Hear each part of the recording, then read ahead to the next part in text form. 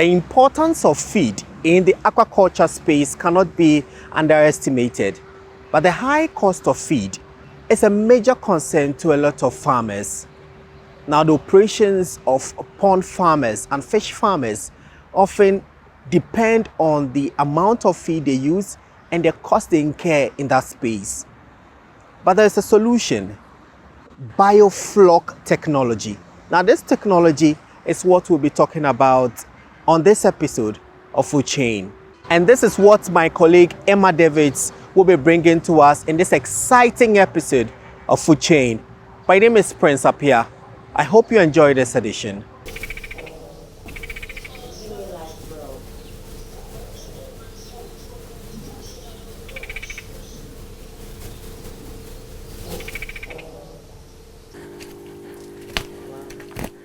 I've been wanting to do something for the country that will not just be a short term, but however have impact on a whole generation and even the generations to come. During the COVID-19 and its restrictions, we were looking at how, just thinking about how if we could have, we will be self-sufficient, especially in food. So this idea is not new. However, it came up that if we could have this, or if Ghanaians could have this, it would be very good, looking at how we're not even able to import food and other things.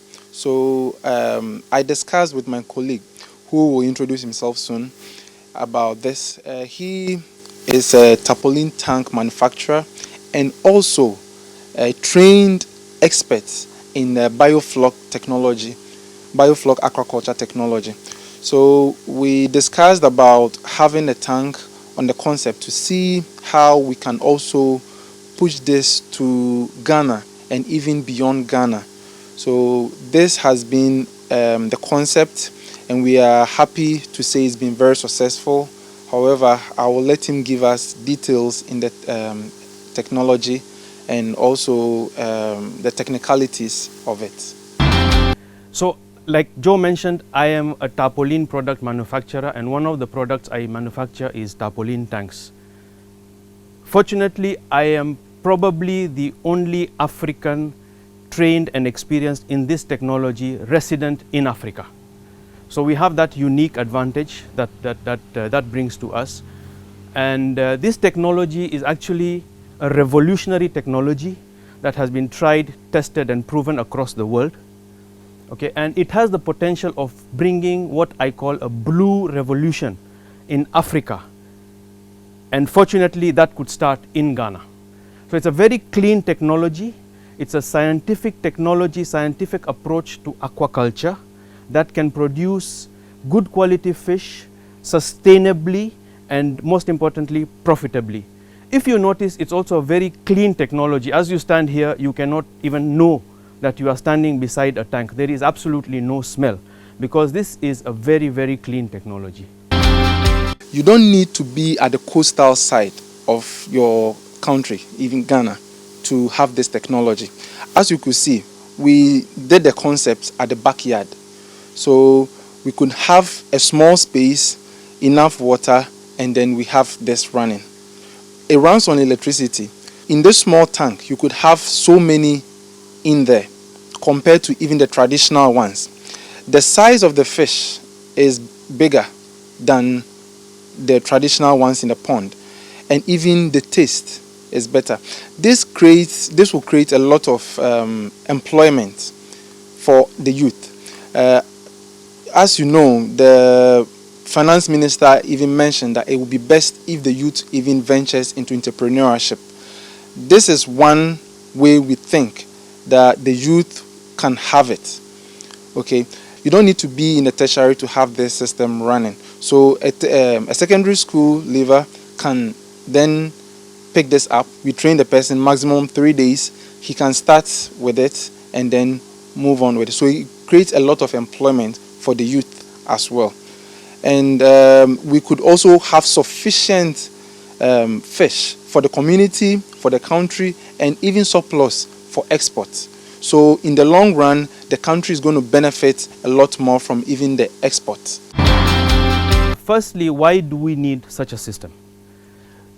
With increasing human population across the world, okay, we have started putting a lot of pressure on resources, mainly land, water, and even fish. So what that has resulted in is that we need a solution now, okay, that in future can be able to produce fish. If you realize in the not so distant future, you will not be able to get fish from the oceans. You will be depending mainly on farmed fish. Okay, so this is a technology that we need to be able to address those issues, because this is a technology which does not require a lot of land. It does not require a lot of water, okay, because we do not do a lot of water exchange in this system, okay, and it produces good quality fish, high density intensive aquaculture system.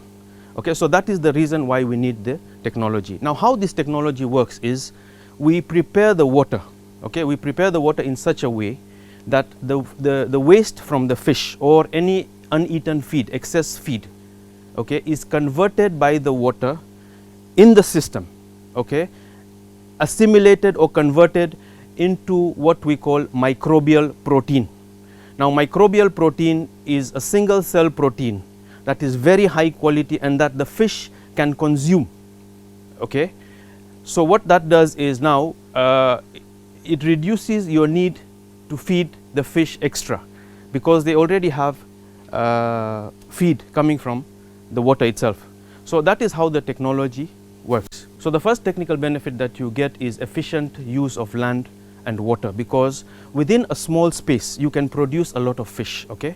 Now if we look at two technologies at the end of the spectrum. So one, we have a pond, okay. A pond is where you dig a pond, put water, put your fish, and you let them grow. In that technology, you will get 1 kilogram of fish per 1,000 liters of water, okay. That is highly inefficient. Then on the other end of the spectrum, you have the recirculating aquaculture system, the RAS, which is a highly sophisticated system, very expensive to install, very expensive to maintain. That will give you around 50 plus kilos of fish per cubic meter of water. This technology gives you between 20 to 50 kilos of fish per cubic meter of water, depending on your level of expertise, okay. So this is actually the solution that we need in Africa, because it is low cost, affordable, and it can be done in small units, and you don't need to invest massively to be able to achieve this. Okay, so that is the benefit. Now, in terms of efficient use of land and water, from 1 acre of land, if you put a pond, okay, you will get between 8 to 10 tons of fish, okay. In this technology, from an acre of land, depending on your level of expertise and the configuration you put in, you can get between 70 to 120 tons of fish. So you can see how much more efficient the land has been made. Again, in terms of water, okay, the water that we use in this is not exchanged, so it is not taken out and brought back in like the RAS system. In the RAS system, what happens is the water is taken out, taken through multiple filters, degassers, ozone, UV, all those technical things before it is brought back when it has been cleaned. In this system, that is not the case. The water remains in the tank and it is cleaned in situ, which means within the tank. Okay, so you don't need all that expensive technology to be able to clean your water. So with this technology, you can actually put it in your backyard and you can get good produce. So you have been able to reduce your water usage and your land usage, because you don't keep changing water. The water remains inside for a long period. Okay, so that is one of the benefits that this system has. The second benefit that we get is improved survival rates. Okay, now the way this technology is designed, okay, the main thing in this is management of water quality. Okay, so you have to manage your water quality properly. That is the main thing about this system. Now, fish normally fall sick because of two reasons. One is when you have bad water quality, and secondly, when you have pathogens coming into the system. This system also offers high level of biosecurity because it is a closed system, so not anybody will be able to come close to the tanks. So your chances of pathogens entering into the system are significantly reduced. Also, we recommend that you use either Ghana water or you use borehole water. because that water is safe and free from pathogens like the tilapia lake virus. Okay, so, and because you're not using a lot of it, it still becomes affordable to use that water.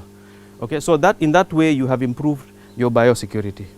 Now, the feed that is created, the microbial feed that is created in the water, also has immunity boosting properties for the fish. So when they take that feed, their immunity is automatically getting boosted. Okay, so that is one thing. Now, the water parameters that we have to maintain in this system and make sure that they are optimal. When you do that, the fish will not fall sick. So when we look at the parameters, we are talking about ammonia, nitrate, nitrite, pH, temperature, dissolved oxygen, salinity, total suspended solids, total dissolved solids, turbidity, all those kind of parameters we have to maintain, and those form part of our training, that when we train you, we will make sure you know what the parameters are, how they affect your fish, how to control them. And then there are also additional treatments that are done in the water that will prevent the fish from getting diseases like parasitic disease or fungal disease. Okay, so you get a bigger production because your mortality rate is almost negligible or even 1%. And again, one more thing that I would like to mention here is the process of stocking fish into this tank is also scientifically planned. When you receive the fish, there is a way we have to treat it before we put it into the tank, all aimed at trying to improve your survival rates. Okay, so that is one benefit. Another huge benefit of this technology, okay, and that is most applicable to Africa because we need to reduce our costs and produce more, is feed conversion ratio. This system, feed conversion ratio, okay, let me explain what feed conversion ratio is the amount of feed that you need to feed to the fish to be able to get 1 kilo of fish. Okay, now in typical systems, whichever system you look at, including the RAS, you have very high FCR, okay, which is more than 2. So you need more than 2 kilos of fish feed to produce 1 kilo of fish. In this system, the standard is 1 kilo of feed to produce 1 kilo of fish. And it has also been observed that some people have even achieved 0.6 kilos of feed for 1 kilo of fish. Now that happens when you have the right seed. Now when I talk about seed, I'm talking about the fingerlings or the fry or the juveniles or the yearlings or whatever you put into the tank.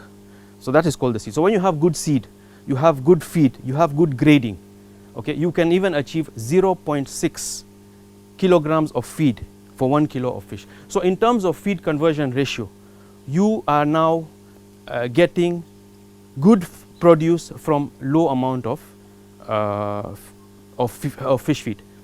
Again, another thing about this technology is that it is recommended that you use a low protein content feed. Why so? Because they are already getting single cell microbial protein from the tank. So their requirement for supplemental protein is reduced. Now what does that do? A major cost component of fish feed is protein cost. So when they put proteins into the feed, the cost of the feed goes high. Now as we try and grow this technology in the country, the fish feed producers will start producing low protein feed for Biofloc. And that, when I say low, it is even up to 20% protein. So when that kind of feed is produced, what happens is the cost of feed will actually drop. So in addition to getting cost savings from reduced amount of feed, you're also getting cost savings from reduced protein content feed. So it's a whole big benefit that this system brings. That brings me to the next point, because of reduced protein, and that is an environmental benefit. So what happens is, because we need high protein feed in conventional systems, we take a lot of fish from the ocean, which we call capture fish, in order to produce fish meal to feed our fish.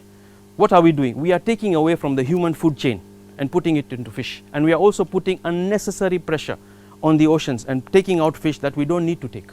Okay, so with this, in this system, the normal protein conversion ratio in conventional systems is 4:1. This system, the protein conversion ratio is 2:1. So you have reduced your protein requirement completely, and thereby reducing pressure on capture fish. Okay, so that is a big advantage that we have. And the last benefit that I will talk about is health. This fish and this technology is completely organic. Okay, there is no antibiotic or no harmful chemicals that are used in this technology. Okay, so this gives you organic, fresh, live fish within your communities, and that in itself gives you so many benefits in future. So you will have less pressure on our health systems, you will have less people falling sick, and it has those kind of huge benefits. Now, coming back to your question about people producing their own feed, okay? Fish feed production is a highly specialized industry. We need experts to produce fish feed, and this is my opinion. I mean, people could have their own opinions, but this is my opinion. Now, if you look, for example, at yourself today, you have come here, you are brought by a driver, you have a cameraman, you have yourself as the anchor. If the media house decides tomorrow that they want to get rid and save cost and get rid of the driver and the cameraman, and that you would have to drive to this location yourself, do the video shoot using a selfie stick, and also do the anchoring, would you be as effective as you are today? No. Why? Because there is a concept called specialization. So allow the fish feed manufacturers to produce the right quality of feed, because they have the right technology, they have the right laboratories, they have the right testing to give you the right quality feed for you to do fish farming. You as a fish farmer, your business is fish farming. That is your core business. So do fish farming in such a way that you reduce your costs and allow the fish feed producers to produce their feed. Again, fish feed producers produce feed in large quantities, okay, and they get economies of scale, which you as a small producer may not get. So ultimately, you may not really benefit in cost terms, but you may lose out in terms of quality because you may not get. And you even have the potential of even killing all your fish if by mistake you don't test your food and you have high levels of aflatoxins coming into your feed, which you may not have tested. So it's a risk that you take in doing that. However, what I say is, as opposed to going for that solution and diverting or digressing from your core business of fish farming, why don't we take a technology like this, which automatically straight up, okay, gives you 50% savings on feed. Okay, so my advice would be, let us focus on fish farming, let the experts do what they do best, and give us the feed that is cheaper because the protein content has been reduced, and also our feed requirement has reduced. So we will not be consuming all the feed that they are producing. So that is my view about people producing their own feed. So how much does it cost to have a setup like this? Okay, so this is a small setup. It's a 3-meter diameter tank. Because of my space restriction, you see this is in my backyard and I could only put a 3-meter diameter tank. However, the commercially viable size, the basic commercial viable size is a 4-meter diameter tank, which can take 10,000 liters of water. Now in that tank, when you have learned and experience, you have experience in this technology, you can produce around 500 kilos of fish in one culture. Okay. Normally it takes 8 months to produce tilapia, but we have a technique where we can bring it down to six-month cycles. So within 6 months, okay, you will be able to get your culture. Okay, you get your harvest within 6 months. So a tank like this, okay, can cost you 10,000 CDs to install. Okay, then if you look at your feed and your seed and your water and your power, okay, power that it consumes, the pump I have here is a 65-watt pump, which consumes less than an electric bulb that you used to use in the past, which was 100 watts. This is very small power consumption. So when you put all those together, okay, you spend around 8,000 in a year for your culture. So that is 18,000 in the first year. Now, because this is organic fish, live, high quality fish, it sells at a premium generally world over. Okay, so this fish you can sell between 45 to 50 CDs a kilo. And when you get 1 ton of fish, okay, and you sell it at that 45,000 CDs conservatively, you get 45,000 fish, 45,000 CDs. So from your 18,000 investment, you get 45,000 CDs. So it's a very profitable business. And again, I want to also mention here that in terms of the feed, okay, you have to understand the anatomy of the fish. The fish has a very short digestive tract, okay. and it cannot absorb quickly the feed that you give it. Okay. We have a technique of making the feed easily digestible for the fish. So even the feed that you are giving becomes easier for the fish to digest, because if you look at fish farming, 70% of the cost of aquaculture is feed cost. Okay? And fish actually excretes almost 70% of the feed you give it. So how do you make that feed work for you is by making it more digestible to the fish. And we have that technique, and we will train people on how to adopt that technique so that feed cost is also reduced. So overall your cost will come down and your margins will increase, because now people will want to eat organic fish. And again, organic fish has a market globally. So even when one day we fulfill our demand for local consumption, we can even export this as organic fish. As my colleague also said, we have our contact online. We can be reached there. And if it's supposed to be set up outside our area, one in line with the government's agenda of digitizing the whole economy, we have an app where the farmer will then input the parameters in the app. Then it is fed into our server, then we could see what is happening. If it happens that we will need to call them and give them guidelines on what to do, we will do so. If we even have to go there and then retrain them on how to manage so they can have a successful production, we will have to do so. Looking at how the environment, how peaceful Ghana is as well, we believe we are in the right environment to have this system running. So we believe Ghanaians are ready. Ghana as a country is ready to even lead this into Africa as well. We have tried to present this to the ministry. However, it hasn't been successful yet. We are still trying our best. However, we will plead with the government and his team to hold this on a country level, to have this for the whole Ghana. You will have probes in the tanks, okay?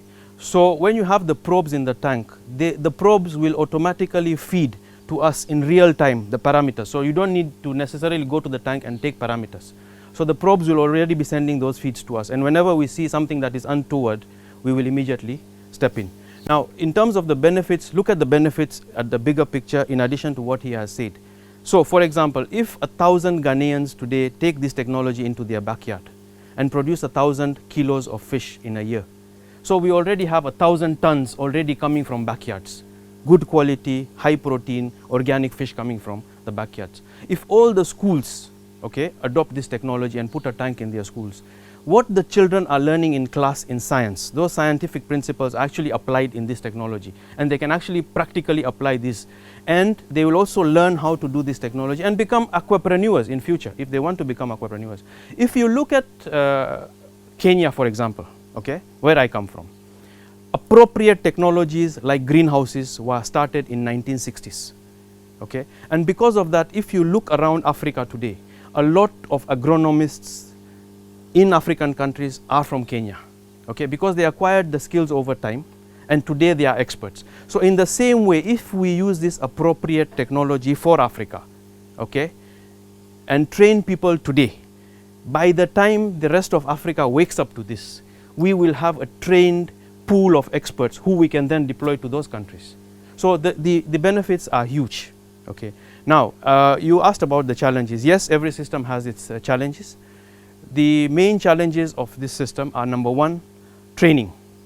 Training is the most important thing in this technology. Okay, it's a very scientific training, very scientific technology where you have to understand the biochemistry of water, of fish, the anatomy of fish, a lot of things about water and fish. So training is absolutely important. It is a 3-day training that we will want to conduct, intensive training, after which, of course, you have to go through a guided culture, where you will be doing a culture under our guidance.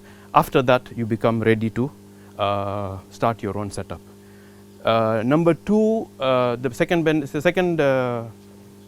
disadvantage or challenge of this system is it needs some setup time. So we have to prepare the water, we have to prepare the fish separately before they come in. So it takes a bit of time. before you are able to run the system. Number 3 is requirement for electricity. We have good sunlight in this country, so we can use solar energy to give us power. This system works, the heart of this system is aeration. Okay? The system has to be aerated all the time because the fish need air, the system needs air. Okay? And electricity 24/7 is important for this system.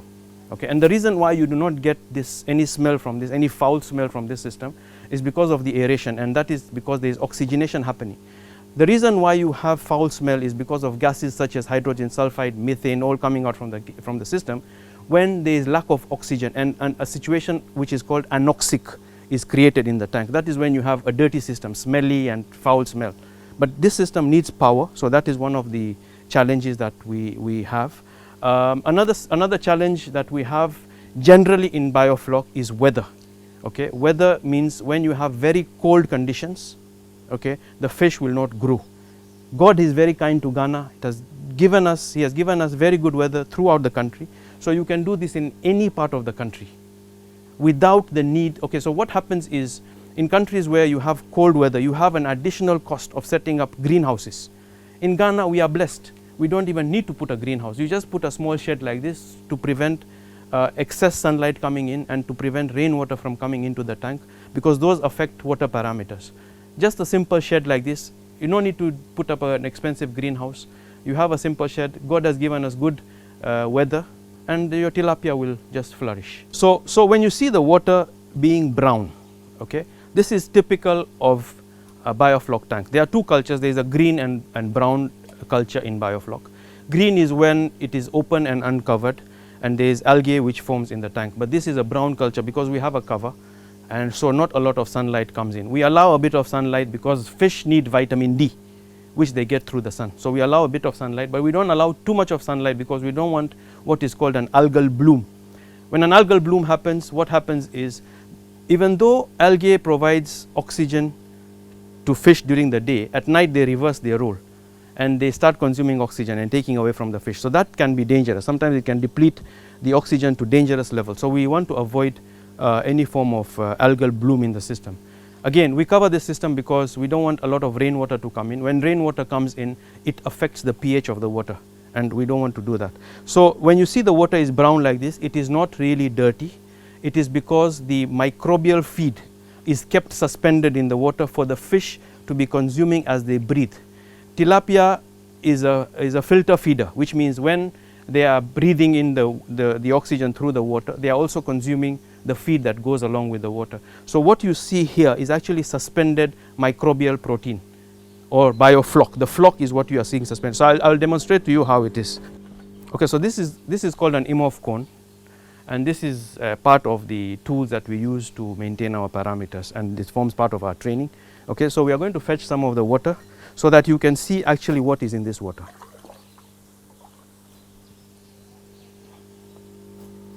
So if you look at this water, it looks brownish, but you can see some suspended particles. Now those particles are zooplankton, phytoplankton, and the biofloc. With time you will see all this settling down, and this is actually feed for the fish.